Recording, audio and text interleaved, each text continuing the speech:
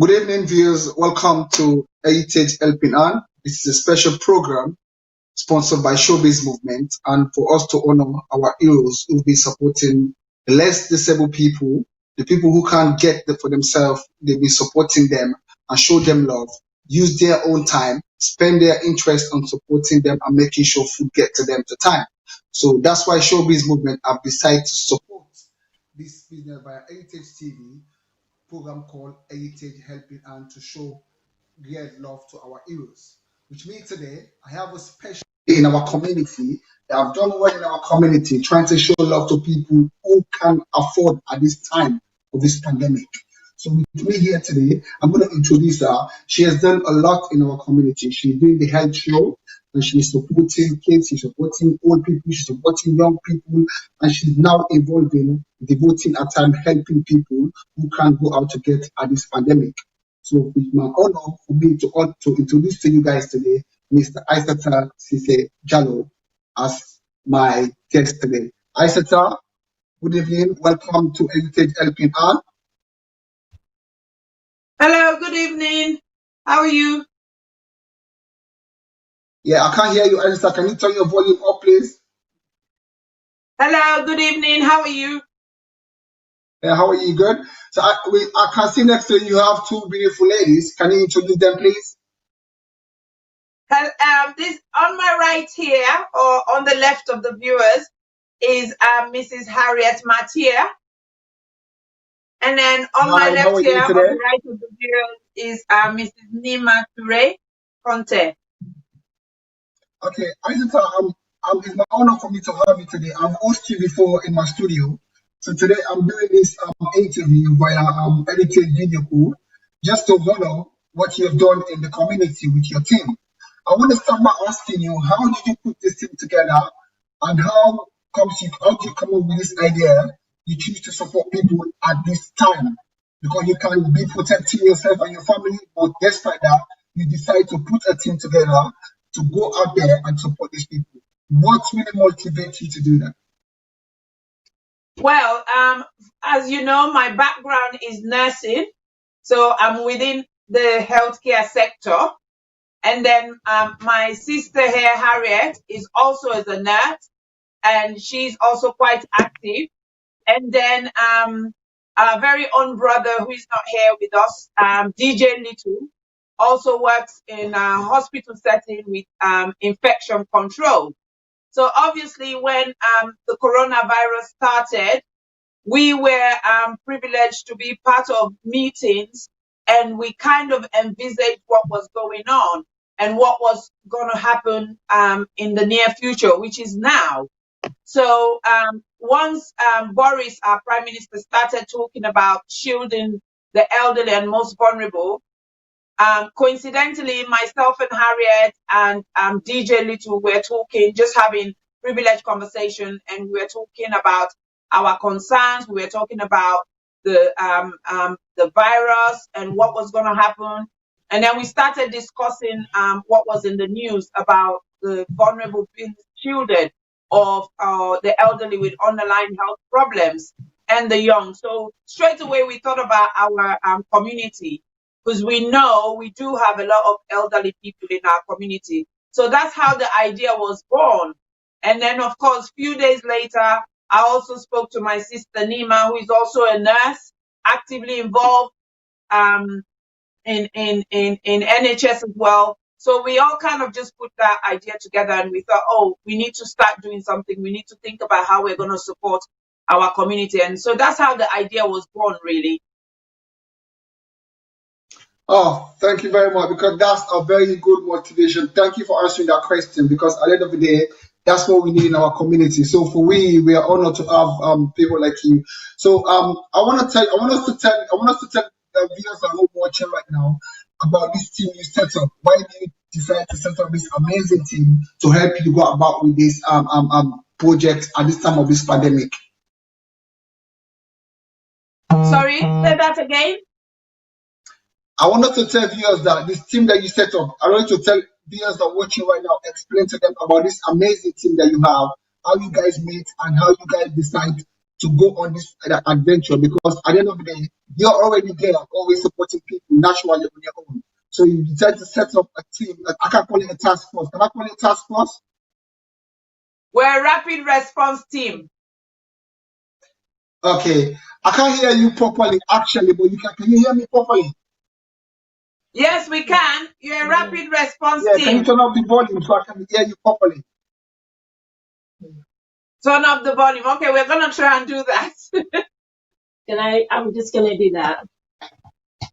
Thank you. Thank you very much. Yeah.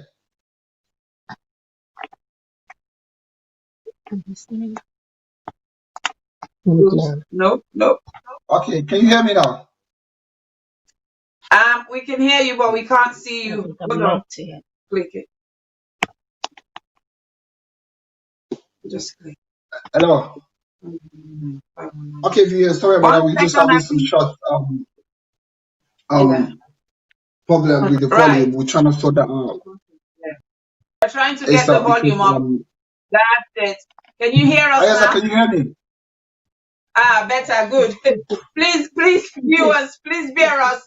We're three techno idiots. That's what we call ourselves. We're techno idiots. We might be one of the best nurses ever, but when it comes to technology, we're idiots.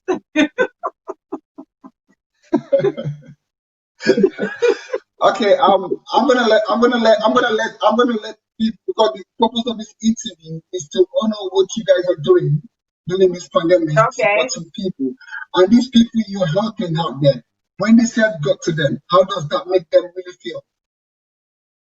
They feel really quite a lot of mixed emotions, isn't it, Harriet? Yes. And Nima? Because we all, as much as we all do the cooking, the preparation, we also are part of the delivery team.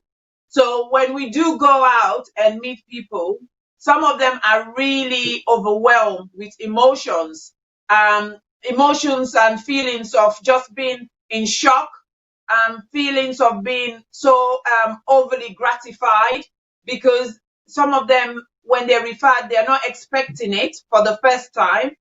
And as we go every week, they really don't know what to say, to be honest with you. They're just so humble, they're so thankful, they're so grateful, they're so appreciative. Lots of tears, lots of, just kind words coming from them, isn't it? Yeah. Yes.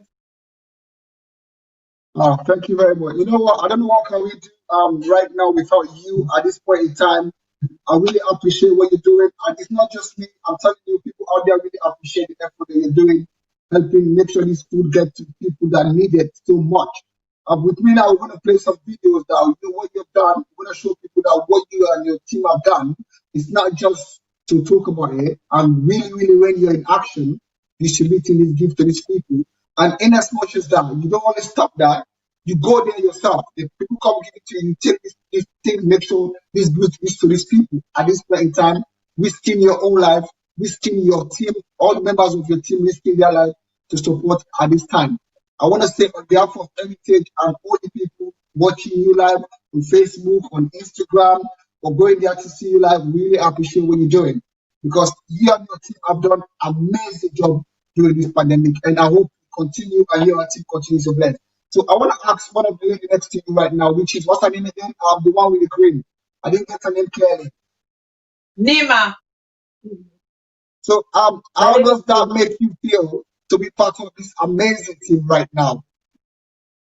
Oh, I just feel it's really, really the most rewarding thing I've ever done, because as my sister just said earlier on, when you go out there and you meet the vulnerable people, especially our elderly, they'll be like, oh my God, we were not expecting this, but I'm so proud of you guys, what you're doing. And thinking about these people have been self-isolating for 12 weeks.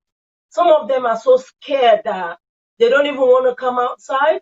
And most of them, they live alone. And this idea was just excellent, because these people, as the word rapid response, when you think about it clinically, you have to catch the patient before something goes wrong with them. So that's what we've done. We've done the other way around in a humanitarian form. We've been we reach them before they really struggle. So what we're doing, I think, is just amazing, and I feel blessed to be part of this team. And I don't want this to. I want COVID-19 to stop, but I don't want this to stop. I want us to continue. So I'm just really blessed to be part of this team. Oh, thank you very much. That's quite amazing, you know. This is what we're talking about. Being part of a team that help at this time, it means a lot to you. Um, Thank you very much for answering that question. From now, we're gonna try and play a video that's showing Isota and her team when they're in action. We're just gonna make the interview so short. We're gonna come back and ask her more questions. So can we play the video, please? Thank you.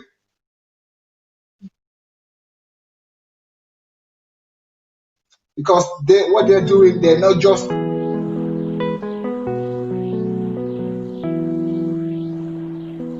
now waiting we do it. Now waiting we do oh.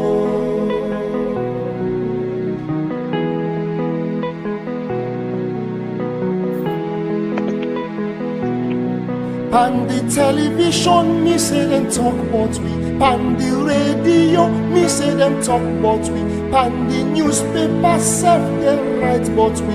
They no write nothing better, so bad thing about we. Oh. Now waiting we do. Now waiting we do it.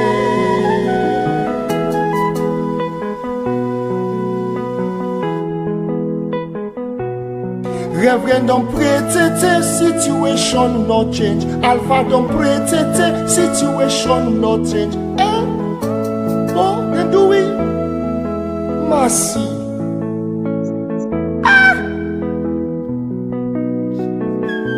Now waiting we do it. Now waiting we do it.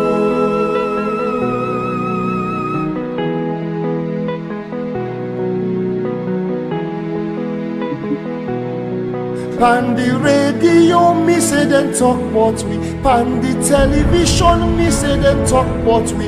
Even the newspaper self, they write about we. They no write nothing better, so bad thing about we.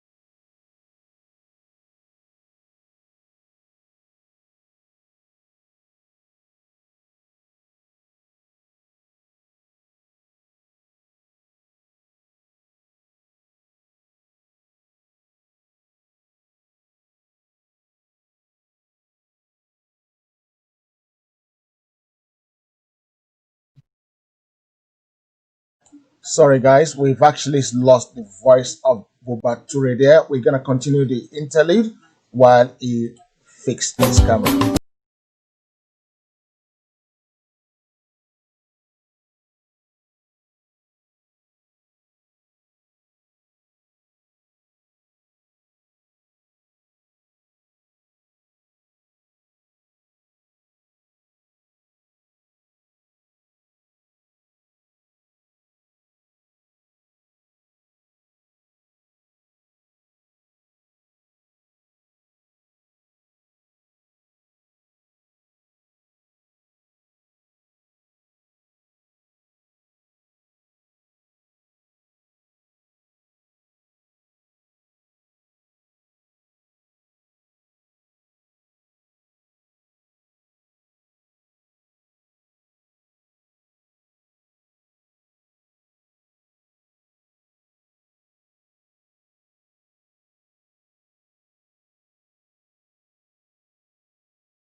Hello everyone. This one we do in Creole because this one is specifically for the Sierra Leone community within the England, UK, and diaspora. Other parts of the world are doing probably similar or the same or better, but this now for we own people then I na England, yeah, UK here. Okay. Good afternoon, everybody. Good afternoon. Just to keep you updated, we can't talk about this COVID-19. We know they talk about the actual virus itself, but they can't talk about how we look after ourselves as a community. For those of you who don't know me, I sit Jalo of the Health Show. Usually watched on live on Diaspora Voices. So my brothers and sisters, mama, papa, them purposely they do this live this afternoon because I just want to appeal to each and every one of us. It's very, very important we pay attention to waiting to go on now we country as a whole and all over the world as a whole, because sometimes we can be a bit complacent. Sometimes we can be a bit arrogant or even ignorant. And sometimes we can be a bit blasé.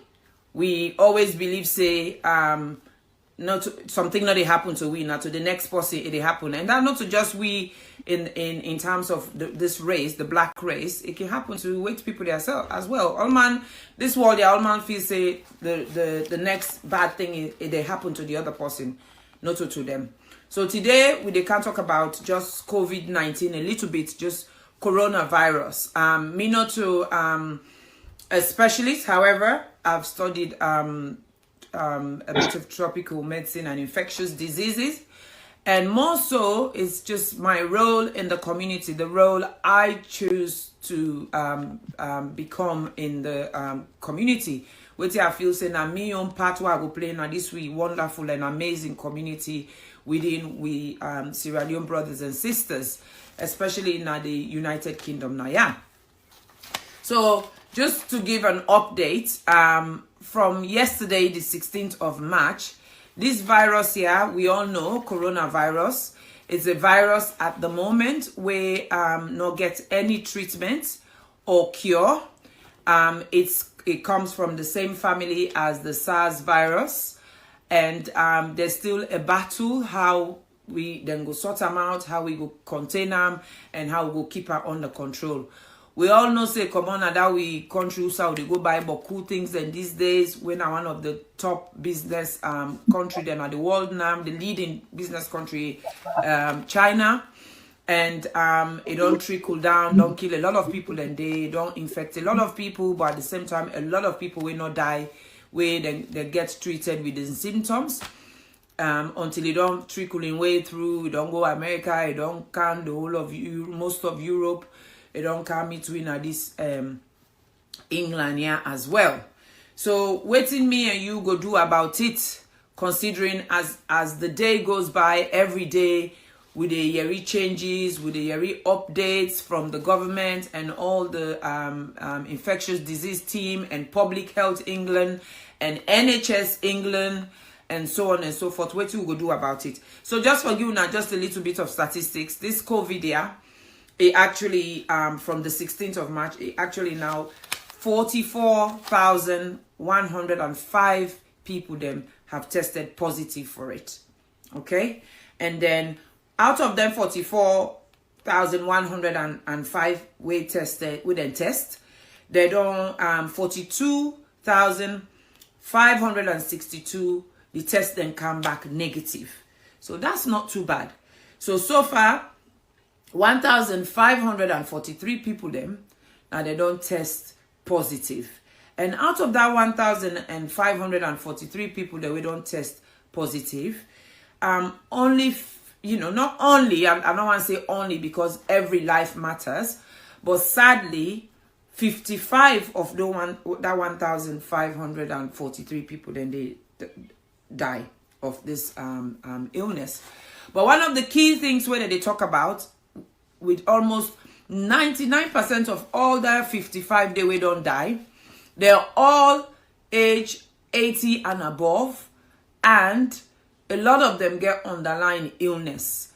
Underlying illness, by that they mean either you get asthma, serious asthma, either you get other respiratory problem, them breathing problems, them, or you get diabetes, or you get heart problem, or you get kidney problem, or you get cancer, especially lung cancer, or they take medication where they suppress your immune system. For example, some sickness and such as like lupus, SLE, and even HIV. You get some treatment there where they make they suppress your immune system, because your immune system they overwork for some of their illness there that make that they try for suppressor. So which is okay for you when they keep you going, but at times like this it puts you more at risk. So you got to be mindful of that and think about that carefully. So now then people and then they at risk.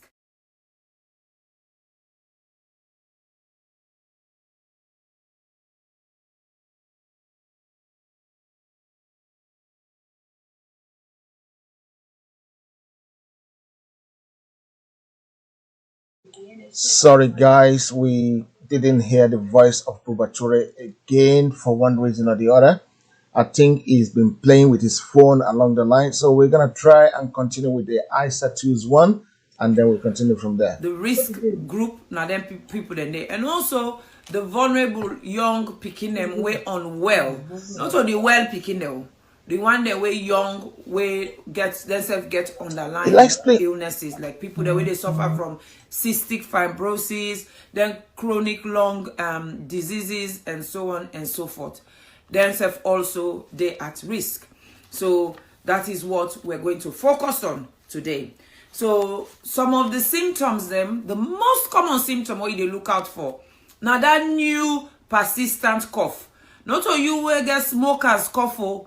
Not all you will get cough because you get respiratory problems already.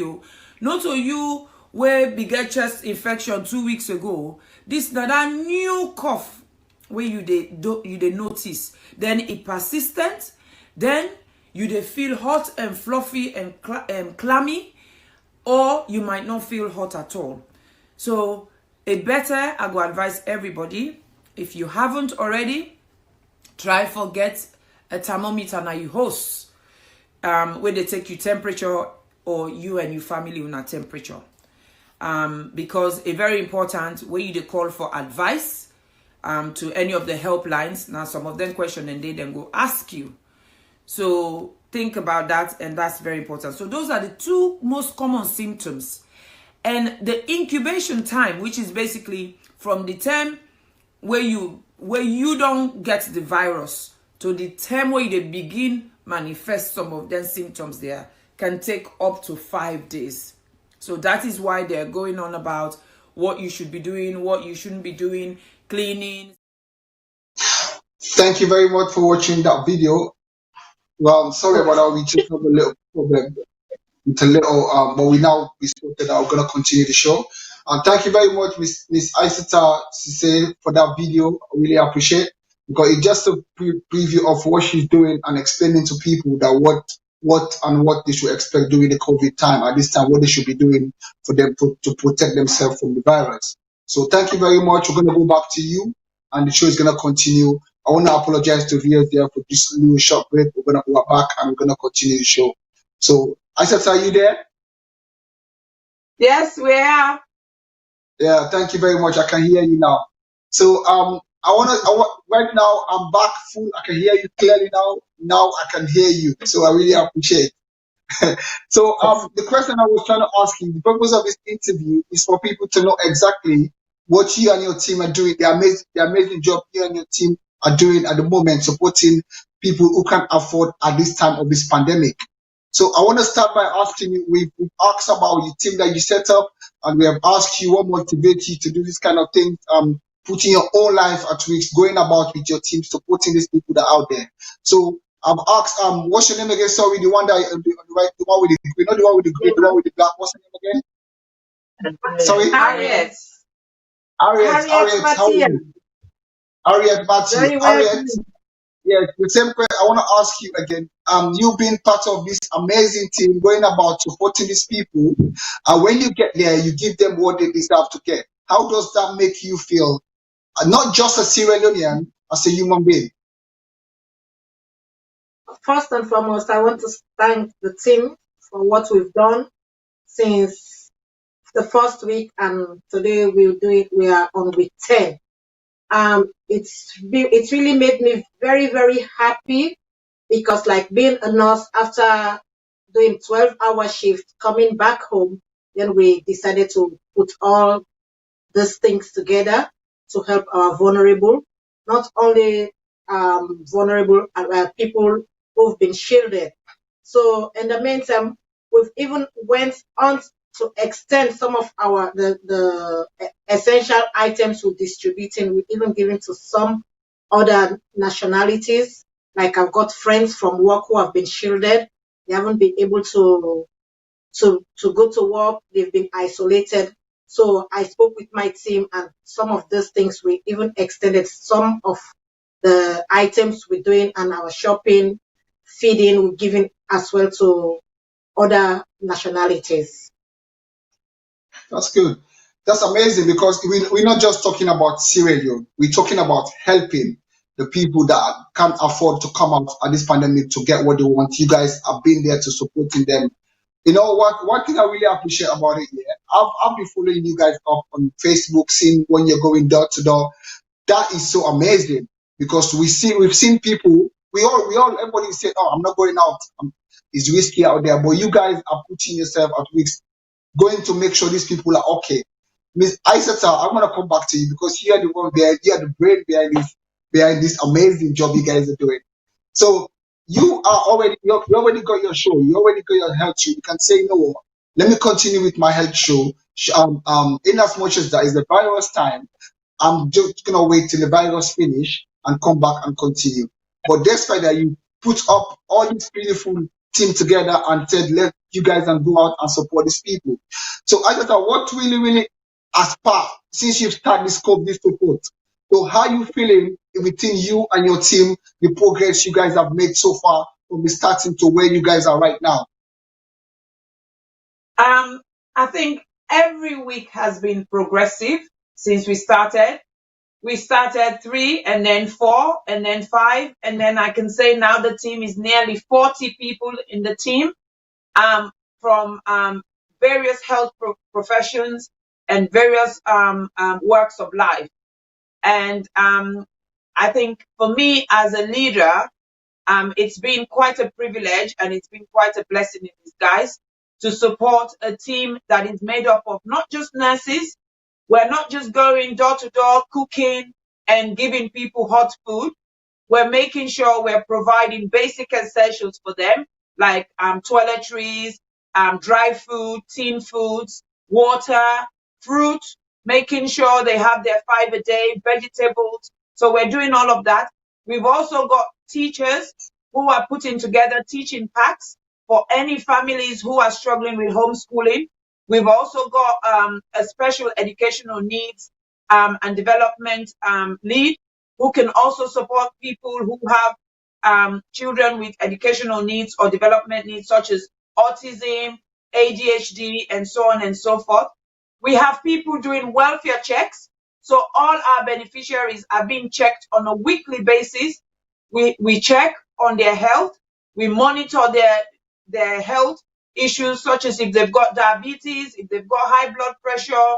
We're helping people who are struggling with rent, who are nearly being kicked out because they can no longer meet the amounts they need to pay their rent. So we're helping all of that. We're looking at how best we can link and signpost people with no recourse to public fund and immigration statuses to renowned solicitors within our community so that they can help them and foster them through their immigration process. So we're really providing a holistic care. And for every day we go out, people are so grateful and appreciative. All the volunteers within the team, They go out and they phone back in and they feel so fulfilled. Of course, they're overwhelmed with what they see and what they hear, because to be honest with you, I myself didn't realize we had so much people in need and in distress in our community. But this has just taught us a lot. It's opened our eyes. We can see the bigger picture of our community. The other positive thing that has come out of this is a lot of the organizations in our community, as well as individuals who decided to believe in what we're doing and believe in our cause and supporting us through donations financially and basic essentials and moral support and prayers has been phenomenal. We can actually see for once our Sierra Leonean community in the UK diaspora coming together as a community and supporting our needy, vulnerable, and elderly within our community.